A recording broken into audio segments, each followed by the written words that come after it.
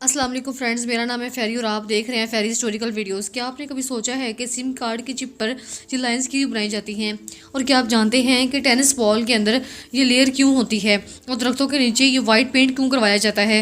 Well, अगर आपको नहीं पता तो आज इस वीडियो में मैं आपको रोज़मर्रा की ऐसी चीज़ों के बारे में बताने जा रही हूँ जिनको हम रोज़ देखते तो हैं, लेकिन इनको बनाने का असल पर्पज़ बहुत कम लोग जानते हैं।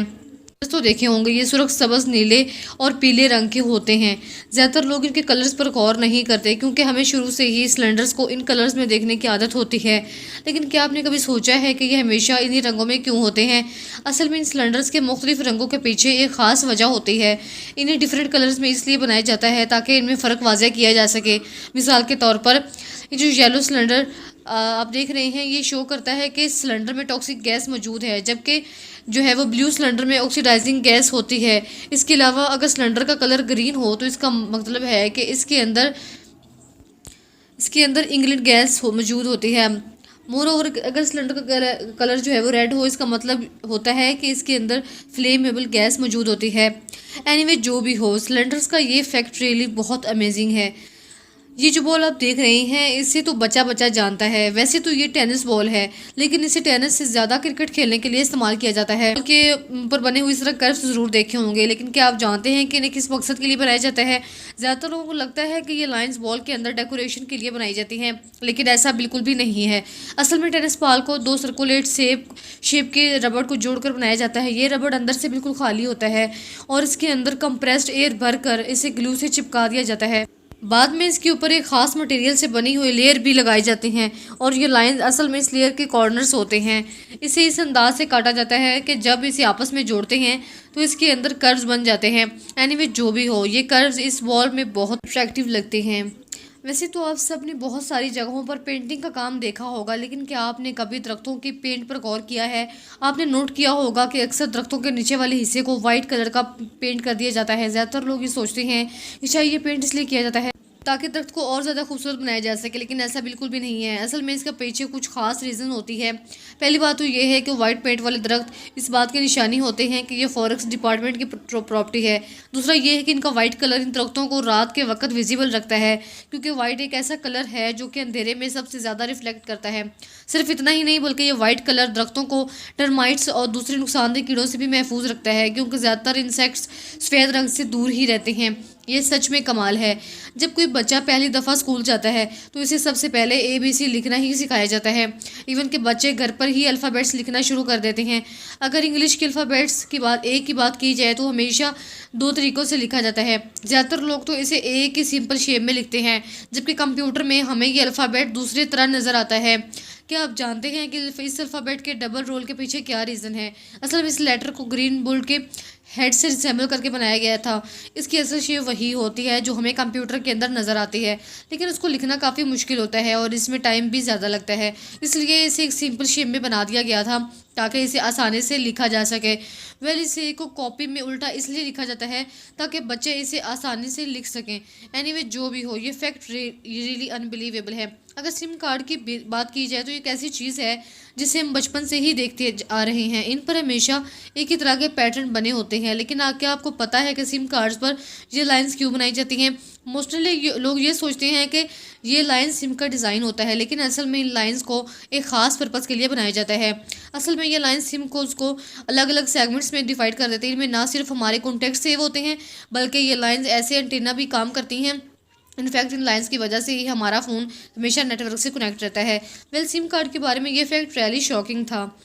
हमारे घरों में आम तौर पर यह ट्रेंड होता है कि अगर कोई मेहमान आ जाए तो हम उन्हें उन्हीं बर्तनों में खाना दे देते हैं जिन्हें हम खुद खाते हैं। लेकिन अगर कोई मेहमान बहुत ही स्पेशल हो तो इसके लिए हम बहुत वो बर्तन भी निकाल लेते हैं जिन्हें हम खुद भी इस्तेमाल नहीं करते।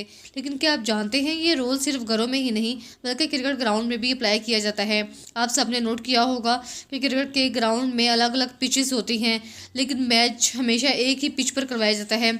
सोचने की बात यह है कि इन बाकी पिचेस को क्यों बनाया जाता है? पहले इन पिचेस को अलग अलग स्टैंडर्ड्स के मैचेस को खेलने के लिए यूज़ किया जाता है। मिसाल के तौर पर किसी टीम को सिर्फ प्रैक्टिस करनी हो तो वो इन साइड वाली पिचेस को यूज़ करती है, और इसके अलावा टेस्ट मैचेस भी इन्हीं पिचेस पे खेले जाते हैं। लेकिन इंटरनेशनल मैचेस के लिए सिर्फ सेंटर वाली पिच को ही यूज़ किया जाता है, क्योंकि स्टेडियम की सबसे बेस्ट पिच होती है। ये रियली अनबिलीवेबल है। अगर परफ्यूम्स की बात की जाए तो ये हर किसी को ही पसंद होते हैं, ख़ास तौर पर जब हम घर से बाहर जाने लगते हैं तो इनका इस्तेमाल ज़रूर करते हैं। लेकिन क्या आप जानते हैं कि परफ्यूम्स को मखसूस जगहों पर ही क्यों लगाया जाता है? नॉर्मली लोग परफ्यूम को नेक, रेस्ट और या फिर अंडर आर्म्स में लगाते हैं, लेकिन क्या आप जानते हैं कि ऐसा क्यों किया जाता है? परफ्यूम को हमेशा बॉडी के इन्हीं पार्ट्स में क्यों लगाया जाता है? परफ्यूम्स के बारे में की गई रिसर्च के मुताबिक ये हमेशा से ही ऐसा चलता आ रहा है कि हर कोई इन्हीं जगहों पर परफ्यूम लगाता है। असल में परफ्यूम का हमेशा बॉडी के पल्स पॉइंट्स पर लगाना चाहिए, जिससे परफ्यूम की खुशबू ज़्यादा देर तक कायम रहती है। ये तीनों जगह बॉडी के पल्स पॉइंट्स होते हैं। इन जगहों पर परफ्यूम हमारी बॉडी की हीट के साथ मिल जाता है और इस तरह इसकी फ्रेगनेंस ज़्यादा देर तक रहती है। परफ्यूम के बारे में ये फैक्ट वाकई ही में अमेजिंग है। अगर आपने मैकडोनल्ड की कोक का टेस्ट किया है तो आप ये बात अच्छे तरीके से जानते होंगे कि इसका टेस्ट बाकी कोका कोला से डिफरेंट होता है। मैकडोनल्ड की कोक पूरी दुनिया में बहुत ज़्यादा फेमस है क्योंकि इसका टेस्ट बहुत ही अच्छा होता है। लेकिन क्या आप जानते हैं कि दूसरी कोका कोला से इतना ज़्यादा डिफरेंट क्यों होती है? अक्सर लोग ये समझते हैं कि ये कंपनी अपनी कोका कोला किसी और तरीके से बनवाती है, लेकिन ऐसा बिल्कुल भी नहीं है। एक्चुअली मैकडोनल्ड और दूसरी कोक में फ़र्क सिर्फ इतना होता है कि ये कंपनी अपनी कोका कोला को प्लास्टिक की बॉटल्स में सेव करने की बजाय स्टेनलेस स्टील में की बॉटल्स में सेव करती है। इसका फ़ायदा ये होता है कि कोका कोला ज़्यादा देर तक प्रिजर्व रहती है और इसका ओरिजिनल टेस्ट बरकरार रहता है, जबकि प्लास्टिक की बोतल्स में इनका टेस्ट चेंज हो जाता है। ये रियली अनबिलीवेबल है। अगर आपने कभी ट्रेन का सफ़र किया है तो आपने इसके बॉक्स के ऊपर लगा हुआ ये रियल व्हील देखा होगा है। सोचने की बात यह है कि ये व्हील ट्रेन के हर डब्बे के ऊपर क्यों लगाया जाता है। ज़्यादातर लोगों को लगता है कि इस व्हील का कोई मकसद नहीं है, बल्कि इसे सिर्फ सजावट के लिए लगाया गया है। लेकिन आपको जानकर हैरानगी होगा कि ये व्हील ट्रेन का एक बहुत ही अहम हिस्सा होती है। असल में ये ट्रेन के हर डब्बे के अपने इंडिविजुअल ब्रेक होती है। इसे ट्रेन बॉक्स को फिक्स करने के लिए यूज़ किया जाता है। मिसाल के तौर पर अगर ट्रेन के किसी डब्बे को ट्रेन से अलग करके ट्रे के ऊपर खड़ा करना हो तो इस व्हील की मदद से इसकी ब्रेक लगा दी जाती है। इससे वो आगे या फिर पीछे मूव नहीं करता और एक जगह पर फिक्स रहता है। एनीवे जो भी हो, ये व्हील रियली बहुत यूज़फुल है। आप में से अक्सर लोगों को खाने के बाद टूथपिक यूज़ करने की आदत होगी। इसका फ़ायदा ये होता है कि खाने के दौरान जो ज़रात दांतों में फंस जाते हैं वो टूथपिक से बाहर निकल आते हैं और मुंह बिल्कुल साफ़ हो जाता है। ये बात तो हम सबको पता है कि टूथपिक का आगे वाला पार्ट हमेशा नोकीला होता है क्योंकि इससे दांतों की सफाई की जाती है। लेकिन क्या आपने कभी सोचा है कि इसके पीछे वाले स्टाइलिश पार्ट का क्या राज होता है? ज़्यादातर लोगों को तो ये सिर्फ एक डिज़ाइन लगता है, लेकिन असल में इसे एक ख़ास मकसद के लिए बनाया जाता है। असल में इस डिज़ाइन को इसलिए बनाया जाता है ताकि टूथपिक को तोड़कर इसके ऊपर रखा जा सके।